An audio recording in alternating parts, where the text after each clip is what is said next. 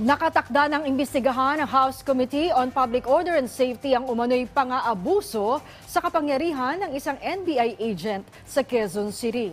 Kanina, dumulog sa tanggapan ni House Deputy Majority Leader Erwin Tulfo ang isang biktimang nagpakilalang si Michael Gonzaga na nakulong ng 2 linggo matapos lang makaalitan sa parking ang anak ng isang NBI agent.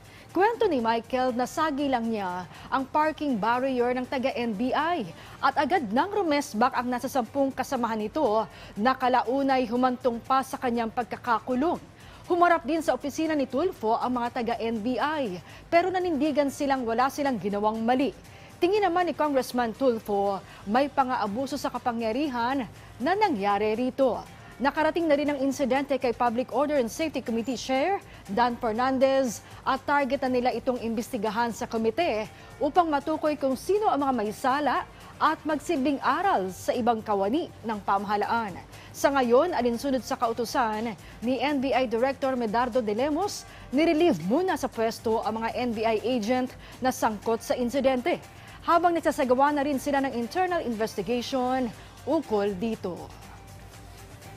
Marami kaming nakita ni Congressman Dan na problema na flow doon sa pag-aresto. Yes, Dahil lang sa parking, ginalaw yung parking bollard, nakulong ito ng 2 linggo.